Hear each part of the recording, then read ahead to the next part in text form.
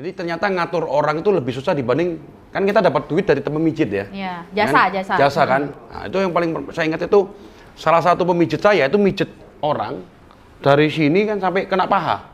Suaminya marah, panggil polisi.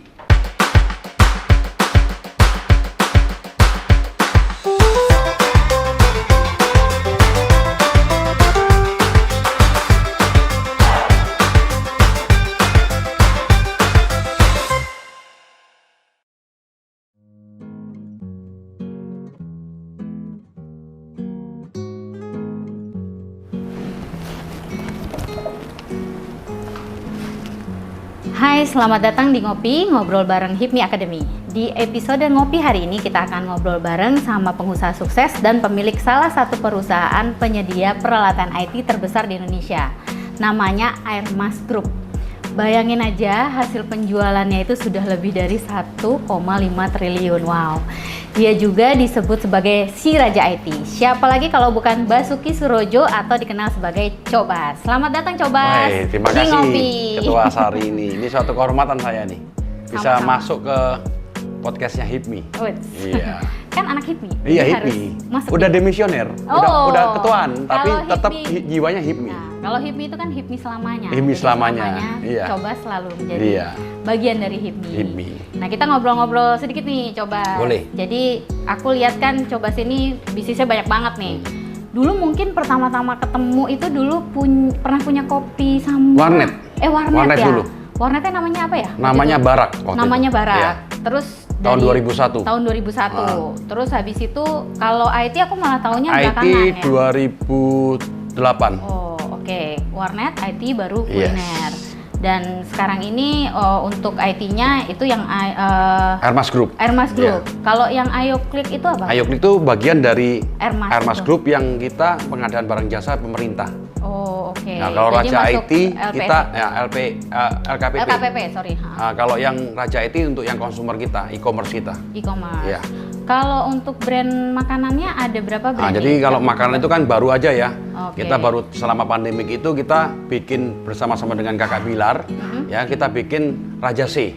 Raja C. Awalnya kita bikin Samurai dulu, The Iron Samurai Coffee. Cuma lihatannya rumput tetangga selalu lebih hijau. Pas masuk nyemplung, ternyata nggak sehijau yang kita lihat. Iya, oke. You know? Akhirnya tetap berjalan tapi untuk ngelayanin sekitar sini aja. Tapi yang paling lumayan sukses adalah Raja C. Raja C. Ya kita bikin Raja C, terus habis itu kita bikin Raja Rosso itu bebek. Sekarang kita ekspansi partner dengan salah satu teman HIPMI juga. Dan juga itu kita bikin namanya Cik Acik. Cik Aceh. Ya. Itu ayam ya? Ayam, Ayamnya. khusus ayam tapi untuk rasa Indonesia dan murah. Hanya kurang lebih 15.000 Oke. per paket. Per paket. Terus ada makanan. Nah, minumannya juga. ini kan pengembangan aja. Yang The Iron Samurai Coffee sekarang kita mainnya Yoshino itu aja. Kita fokusnya di itu aja sih. Tapi paling fokus adalah di IT. Paling fokus di IT. IT. Jadi sebenarnya kalau bisnis kuliner itu bisnis hobi Iya. ya. Kayak gimana ya? Mainnya Saya di- invest cuma yang jalanin temen. Oke. Gitu. Jadi lebih banyak partnership ya Yes. kalau yang di Termasuk yang terakhir kita bikin cafe ya di Menteng. Itu juga joinan semua teman HIPMI. Sibet ya. Sibet, ya. Oke. Cobas, aku pengen denger sekilas nih dari pengalamannya Cobas dan mungkin denger-denger nih katanya dari kecil tuh Cobas sudah pengen jadi pebisnis gitu. Iya, Terus harus pertanyaannya itu. kok bisa ya Iya, dari karena- kecil mikirnya langsung jadi bisnismen gitu. Soalnya kan kalau anak kecil tuh biasanya kamu cita-citanya apa? Jadi dokter, jadi polisi ya kan. Iya. Nah, kalau Cobas nih udah punya kepikiran. Enggak, dari kecil aku juga lupa cita-citanya apa. Oh gitu. Iya, tapi berhubung saya itu nggak suka disuruh orang. Jadi kalau zaman dulu itu kan zaman SD, SMP itu kan ada misalnya orang ngegeng gitu ya. Saya pinginnya bikin geng kecil tapi saya bosnya. Oke, jadi Dari kecil- SD, ya, ya. dari SMP, SMA itu saya bikin satu kumpulan tapi saya mau jadinya jadi bosnya. Gitu meskipun golongannya kecil, saya nggak mau gabung sama yang gede gitu. Jadi anggota gitu loh. Nah, itu mungkin ke bawah. Kalau saya kerja paling sempat itu 2007 tuh sama bokap. Itu aja. Setelah itu saya nggak Apa pernah. tuh kerja sama bokap? Notaris. Bidang apa? Notaris. Iya, jadi profesional saya di kantor itu sampai stres, sampai depresi. Lo dulu lulusan apa emang? Lulusan S1 accounting. Accounting. Tapi saya lintas angkatan. Oke. 96 masuk, saya lulus 2005. Jadi semua angkatan tahu semua. Hampir DO. Pengalaman ya? Iya, pengalaman. Jadi semua angkatan tahu saya. Gitu. Terus habis itu baru kepikiran. Baru saya waktu itu buka warnet 2001. Ya. Habis buka warnet itu kan salah satu warnet terbesar di Indonesia di saatnya. Kita waktu itu belum ada yang 100 komputer, kita udah punya 100 komputer dulu. Nah, dari situ lanjut.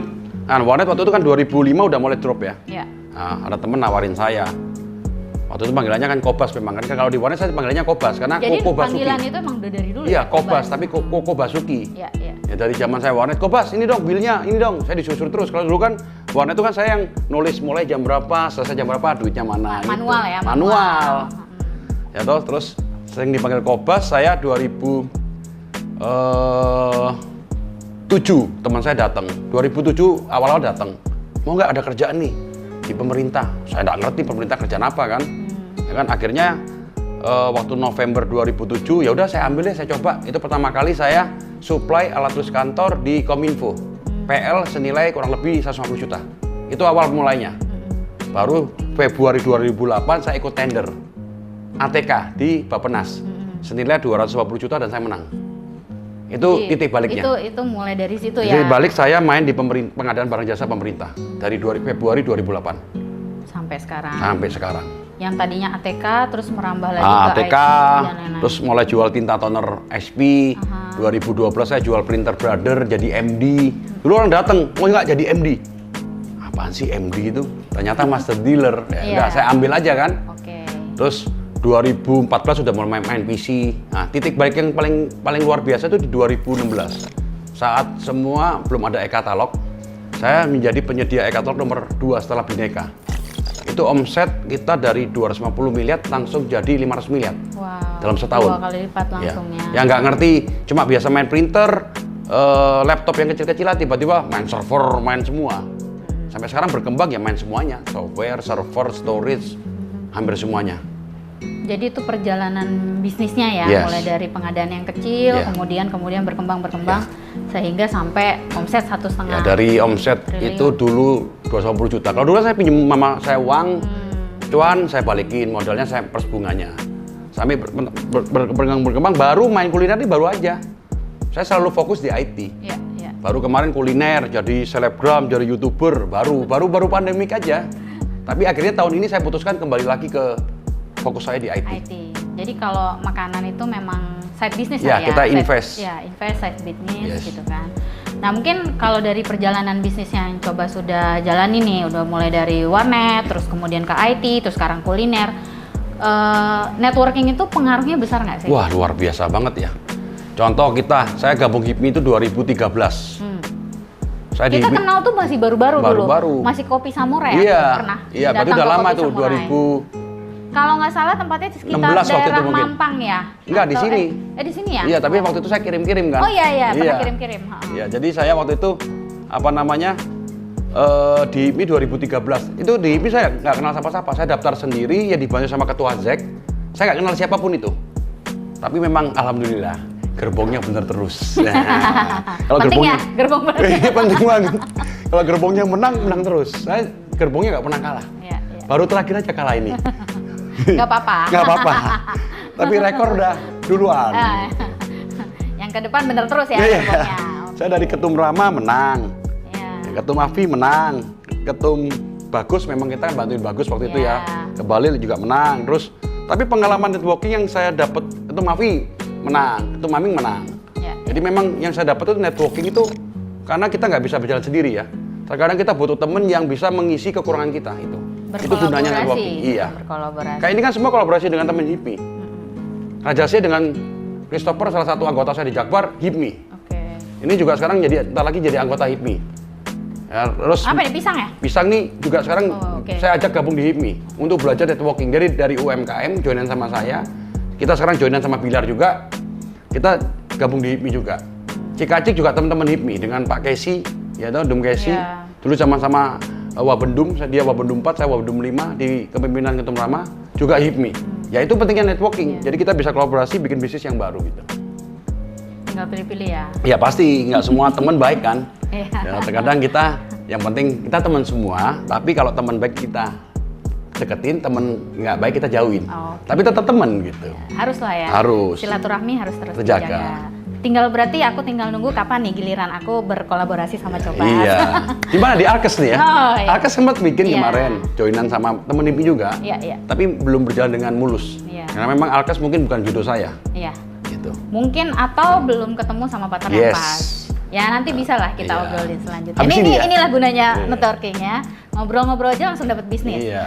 Nah terus kalau aku lihat juga sekarang ini kan ya setelah IT terus makanan, aku lihat Cobas nih makin fokus lagi jadi udah di medsos nih udah luar biasa nih ya kan, sama Andin lah Iya. segala macam lah. Nah kok bisa sih? Jadi ceritanya itu kan 2019 pandemik ya, 2020 pandemik itu ya.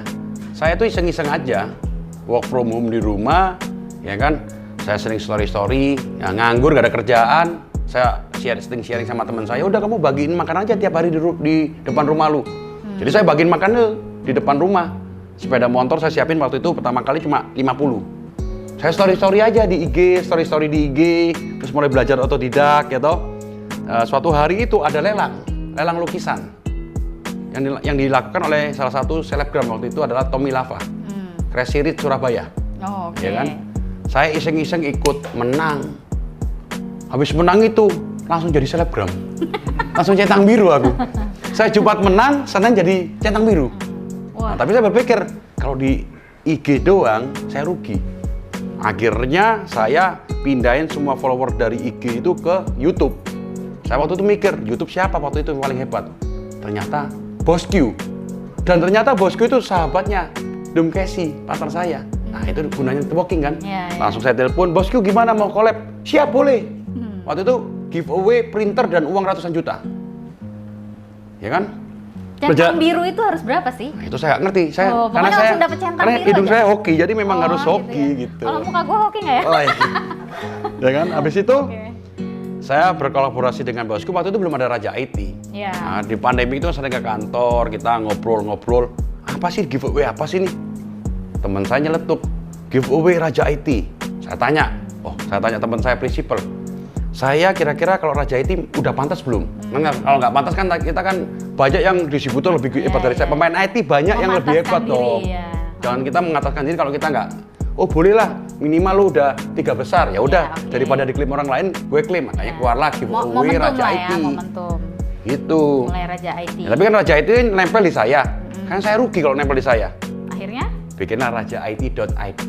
Oh. Website. Nah, itu dia. Luar biasa. Nah, dengan Mas Baim saya dari cuma 2.000 subscriber itu naik jadi 70.000. Tapi dengan Bilar dari 7.000 langsung jadi 200.000 sampai 300.000, 500.000 1 juta subscriber dalam waktu 5 bulan. Nah, itu perjalanan saya di dunia entertainment. Ya. Tapi kalau entertainment capek, podcast sekarang udah mutusin, aduh mendingan saya balik bisnis saya lah. Ternyata entertainment tuh berat. Orang kadang-kadang ingin jadi terkenal kan, Iya. tapi kalau udah jadi terkenal tuh pengen jadi orang biasa sih. Oh, gitu Kemana-mana nggak enak gitu. Jadi kemana-mana, wah coba minta tangan dong Bukan, foto bareng. enggak. Maksudnya kalau kita yang berhubungan dengan yang gitu nggak bisa bebas lagi gitu. Karena kita image-nya kan Jadi kita mesti foto nih buruan, sebelum susah minta tanda tangan. enggak lah. kan? Tapi kan itu perjalanan yang menurut saya instan ya, tapi iya, penuh iya. perjuangan. Iya. Jadi sebenarnya udah ngerasain ya Iya. di dua sisi ya. Iya. Networking dengan pengusaha mendapatkan bisnis, networking dengan artis-artis mendapatkan follower Yes. dan ketenaran. Yes. Tapi balik lagi akhirnya ke bisnis lagi Ya, ke IT. Karena dunia entertainment beda banget dengan dunia bisnis ya, bisnis saya maksudnya. Tapi kita bisa memanfaatkan peluang entertainment tuh untuk connect dengan bisnis kita. Tapi kita nggak bisa terjun langsung karena Betul, bukan bisnis kita. Karena bukan kita ya sebenarnya. Yes. Tapi anyway itu perjalanan yang udah coba lakukan untuk mencoba juga kan. Iya, dan tidak pernah saya sangka hari ini jadi selebgram YouTuber. Jadi pengusaha IT juga nggak pernah. Itu memang perjalanan yang menurut saya dari Tuhan dan dari teman-teman yang sekitar kita. Ya. Ya mungkin pas momentumnya, pas juga dalam takdir yang pas ya kalau menurut The right man in the right Right. place in the right time. Ya, iya. Itulah Basuki di 2020. Wih, mantap. Tepuk tangan dong buat Cobas ya. Ya kan? bayangin aja deh, selama pandemi orang susah, saya bisa jadi selebgram, bisa jadi YouTuber. Karyawan masih tetap, gak ada yang keluar. Gaji karyawan tetap. THR full, plusanya masih plus. Ayo. Keren. Jadi kalau aku lihat Cobas ini salah satu keunggulannya adalah bisa agile terhadap situasi bisnis. Pada saat itu bikin warnet, kemudian berubah bisnis lagi di IT, fokus dan akhirnya jadi besar. Kemudian buat lagi bisnis-bisnis yang sesuai dengan keinginan untuk kuliner ya, Yes. bersama teman-teman. Jadi menikmati perjalanannya, ya kan? Dan juga mensyukuri. Yes. Dan ada sih satu kata dari Cobas yang nanti mungkin andalannya ya. Tapi anyway, Cobas ini akan menjadi salah satu narasumber yang akan ada di HIPMI Academy. Terus materinya juga pasti menarik banget. Ini baru sedikit yang dibocorin sama Cobas. Nanti mungkin di HIPMI Academy akan lebih banyak lagi yang dibocorin sama Cobas. Bagaimana sih perjalanan bisnisnya sampai sukses menjadi omset 1,5 triliun. Wow banget. Dan belum lagi nanti juga dari HIPMI Academy akan memberikan hadiah puluhan juta yang dipakai untuk modal usaha. Dan juga ada program pendampingan, mentoring. Terus kita juga pengen teman-teman gabung di HIPMI Academy. Link pendaftarannya juga ada di box deskripsi video ini. Nanti kita akan gabung di situ. Nah, kemudian aku mau nanya lagi nih, ya kan? Tadi. Tapi kalau sekarang ini enak ya, gabung HIPMI udah ada link. Saya gabung di HIPMI sendiri susah dulu. Ya, dulu 2013 awal-awal. saya Ya. gimana sih satu HIPMI sekarang gampang banget loh. Ya. Ini suatu berkah buat teman-teman yang nonton loh. Benar. Ya, terus denger-dengar nih waktu mulai bisnis di 2001 kan diriin warnet namanya Baraks ya. Terus gimana sih ceritanya sampai kirim tim gaming ke luar negeri? Emang bener nggak waktu itu? Oh iya dong, jadi saya 2001 tuh awalnya saya tuh nggak mau buka warnet. Jadi saya itu nikahin istri saya itu mau borong istri saya ke Amerika kuliah. Tapi saya waktu itu ke Taiwan, saya lihat waktu itu di Taiwan itu warnet udah kayak semut. Saya pulang ke sini, kakak ipar saya bilang, Bas, lu coba pikir Bas, lu cek sekarang ada warnet gak di Indonesia? Waktu itu baru ada Landak, itu cuma 12 komputer. Terus boom di Gajah Mada itu cuma kurang lebih mungkin 24 komputer. Berarti kalau saya buka ada peluang nih, karena saya jadi nomor 3. Selama saya kayak bisnis lihat kalau saya udah ketinggalan jauh, saya udah malas bikin bisnisnya. Berarti ini ada peluang untuk jadi 10 besar minimal. Iya. Jadi duit kuliah itu saya pengen buka warnet. Waktu itu jadilah 12 komputer doang. Akhirnya saya dalam waktu seminggu itu ngantrinya sampai ratusan, Mbak. Bisa 300 itu. Wow. Saya pinjam duit mama saya lagi, saya bikin 24 komputer. Dalam waktu sebulan 2 bulan saya bikin lagi 40 komputer dari duit pinjaman itu. Dari 40 komputer waktu itu kita jadi 60 baru 100. 60, 80, 100. Jadi saya lihat peluang itu ada. Nah, waktu 2005 saya lihat kok mulai susah ya, listrik naik ya toh. Terus banyak banting-banting harga. Saya udah mulai waktu itu 2006 saya jual ke teman saya pindah bisnis ikut kerja papa saya selama kurang lebih 7 bulan. Baru dari situ IT. Baru. Dari teman saya datang itu, saya ngomong yaudah gue kerjain deh daripada nganggur ya. Ya. Nah cuman kalau ngelihat dari perjalanan Cobas tadi kan udah nyoba warnet, terus kerja di tempatnya bapak, terus habis itu bangun IT nih sampai besar baru makanan. Ada nggak waktu-waktu yang sangat susah gitu yang kamu ingat waktu perjuangan jadi pengusaha tuh yang berkesan gitu loh? Pasti. Apa itu? Karena orang kan lihat suksesnya saya. Ya makanya. Saya buka. Ini susahnya lu nih saya gimana buka nih? refleksi kaki. Gue bangkrut juga. Saya pernah buka toko pekakas juga rugi. Ya toh, tapi yang paling seru waktu itu saya buka refleksi kaki. Jadi ternyata ngatur orang itu lebih susah dibanding kan kita dapat duit dari teman mijit ya. Iya, jasa kan. Nah, itu yang paling saya ingat itu salah satu pemijit saya itu mijet orang dari sini kan sampai kena paha. Suaminya marah, panggil polisi. Waktu itu kan kita networknya masih cupu. Akhirnya mau nggak mau saya selesain. Minta maaf, itu yang paling saya ingat itu. Dan terakhir saya kan kalah besar ya. Di Sunter itu saya cuma satu ruku. Ada satu lagi yang terkenal tuh anak IMPI juga ternyata, 5 star. Dia tuh 5-6 ruku. Saya masih ingat banget terakhir orang-orang yang ikut saya loyal itu di detik terakhir saya ngomong sorry banget ya, aku nggak bisa itu, lu mendingan ikut 5 star aja. Gue udah nggak mampu lagi karena kalah bersaing. Itu yang paling sedih. Orang-orang yang kurang lebih ada 7 orang itu yang dari awal saya kritis, terakhir dibajak mereka pun nggak mau masih ikut saya. Itu paling loyalitas itu. Sampai sekarang masih kontak. Dan beberapa orang juga ikut saya gitu. Itu yang paling berkesan buat saya. Jadi perjalanan bisnis itu ada manisnya, ada pahitnya. Tapi nyatanya kan enak terus kan? Ya, lihatnya ya kan. Apalagi pandemi kemarin, ya kan? Aduh, gajinya masih gini, gue untung atau rugi ya? Ternyata bisa untung ya. Itu the power of sedekah juga. Kemarin kita keliling bagi-bagi, mungkin itu Tuhan lihat 1 tambah 1 nggak 2, tapi mungkin 1 tambah 1 1 juta. Ya. Gitu. Saya power itu. Salah satunya yang dikerjain kemarin coba yang kursi sama, roda. Ya kursi roda ya itu Bu, salah satunya. kita 2019 itu bagi ke 5 wilayah APD. Tahun lalu kita bagi sembako ke 5 wilayah juga, ya. Berkah aja mungkin. Selama kita ada bisa berbagi, tidak jumlahnya tapi keikhlasannya itu. Amin, alhamdulillah. Jadi hitungannya nggak 1+1 ya, kalau bersedekah itu bisa 10 juta biasa. loh. Bisa 30 juta kan? Ya. Buktinya masih karyawan masih gaji full loh, THR masih full. Wits. Gak ada pemotongan 1 biji pun, 1 sen pun nggak ada. Alhamdulillah. Di saat pandemi susah ini ya. Susah. Jadi tadi selain dari kerja keras, terus juga jangan lupa sedekah, ya kan. Nah mungkin mau nanya lagi nih, kalau makanan ini udah berapa cabang sih? Coba kan tadi ada pisang ya, ada ini ya. Yang pisang ini minuman sama ada Rajase.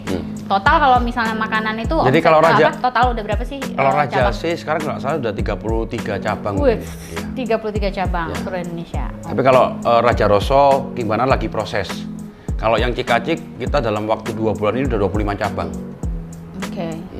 Kalau Yosin ini baru 5 cabang. Banyak juga. Tapi yang ngerjain bukan saya. Biasa saya cuma ide aja, kayak gini nih saya ide. Saya yang bikin ininya, konsepnya, terus harus gimana itu memang saya hobi. Saya hobi suka desain, suka seni, kan saya pencinta seni. Kan banyak lukisan nih. Ya, ada gitar juga. Tapi saya nggak bisa gambar. Tapi saya salah satu penikmat seni gitu. Ini ada gitar, bisa main gitar? Nggak bisa, itu beli lelang kemarin. Oh, lelang. Lelangnya ini gitar legendarisnya Rian Demasif. Kemarin saya ikut lelang kurang lebih berapa, 100 jutaan. Oh, oke. Ya kesian juga ya, sekarang musisi-musisi kita support juga ya. Kemarin kita juga di podcast banyak ngundang pelawak-pelawak legendaris juga. Makanya kemarin saya sempat mendapatkan toko yang peduli lawak. Saya sampai nggak enak, saya dapat toko belum menurut saya sih belum sewajarnya menjadi toko saya. Cuma karena bantu ikhlas saja jadi disebut toko, kan nggak enak, belum saatnya lah.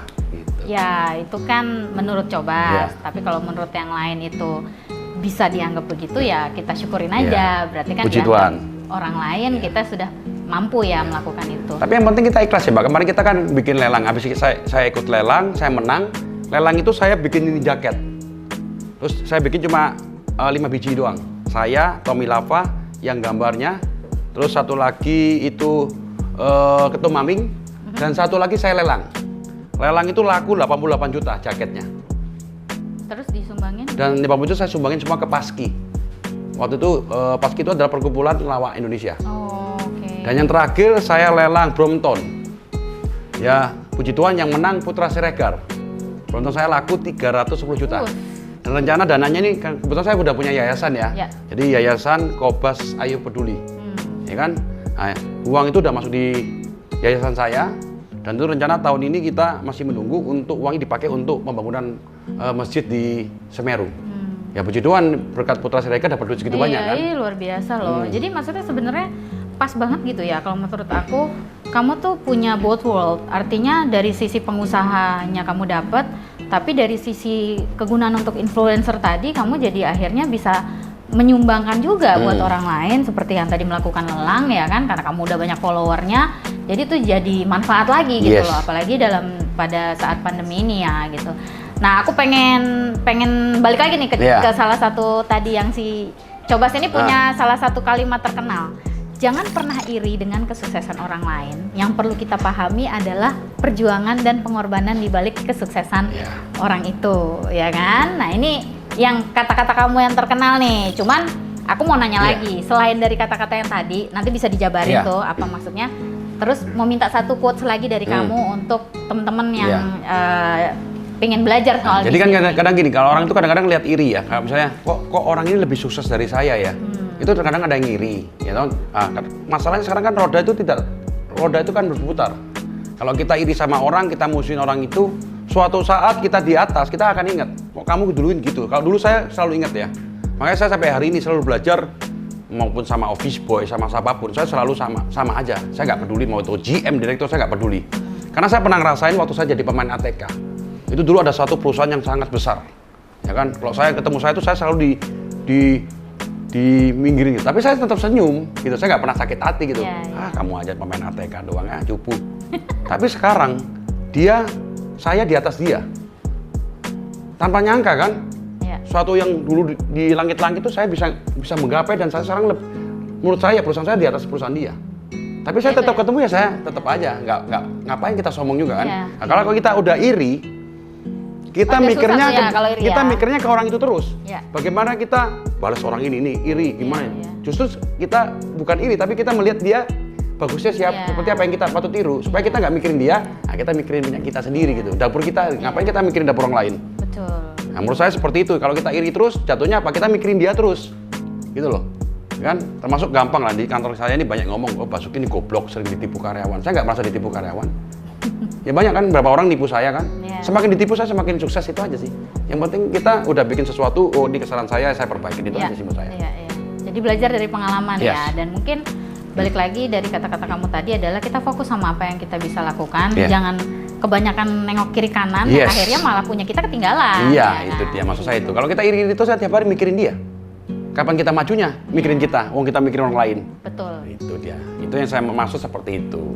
Jadi coba sini luar biasa lah gabungannya, mungkin karena kamu punya pengalaman yang jatuh bangun, kemudian melihat bahwa membantu sebagai salah satu ladang amal itu bukan hitung-hitungan 1 tambah 1, tapi itu adalah berkah ya yang kita terima dalam bentuk yang lain gitu. Jadi menurut aku sih jadi pengusaha ya harus punya kombinasi itu ya, dari kerja keras, pantang menyerah, memanfaatkan situasi, cepat switch ketika kita tahu bahwa ini tidak jalan ya kan. Jadi itu intuisinya harus dipakai juga. Itu dari jam terbang sih harusnya ya. Dari jam terbang ya. Dan satu lagi mungkin sifat. Tapi termasuk kayak berbagi itu juga kadang-kadang serba salah juga, Mbak. Saya banyak belajar juga ya. Kadang-kadang kita berbagi, kita posting salah. Kok kamu pamer? Nah, itu kadang-kadang buat si malakama menurut saya. Tapi saya merasakan waktu saya berbagi di depan rumah saya kan posting-posting tuh. Beberapa ada yang ngomong, kamu kalau berbagi jangan posting. Tapi nyangka nggak dari 50 box itu bisa jadi 200 box. Banyak orang yang nyumbang loh. Nah, tinggal kita lihat persepsi yang mana. Persepsi yang baik dengan posting. Terkadang kita juga nggak posting kan, itu masalah persepsi aja menurut saya. Tapi yang penting niat kita ikhlas. Mau diposting, orang bisa terinspirasi, itu akan lebih baik menurut saya. Ya pokoknya yang penting sekarang niat aja. Ya kan? Jadi mungkin udah banyak nih ngobrol-ngobrolnya sama Cobas, dan saya pasti pingin banget tunggu nanti kelasnya Cobas yang lebih lengkap lagi dengan pengalamannya yang lebih detail lagi untuk teman-teman. Terima kasih Cobas untuk bergabung di HIPMI Academy dan juga bareng sama kita di Ngobrol Bareng HIPMI Academy. Kemudian kita juga perlu ngomong ini nih, salah satu ketum kita bilang bahwa jemput mimpimu di masa muda. Jadi jangan tinggal tunggu nanti, tapi kita lakukan ini dari sekarang. Jemput mimpimu di masa muda.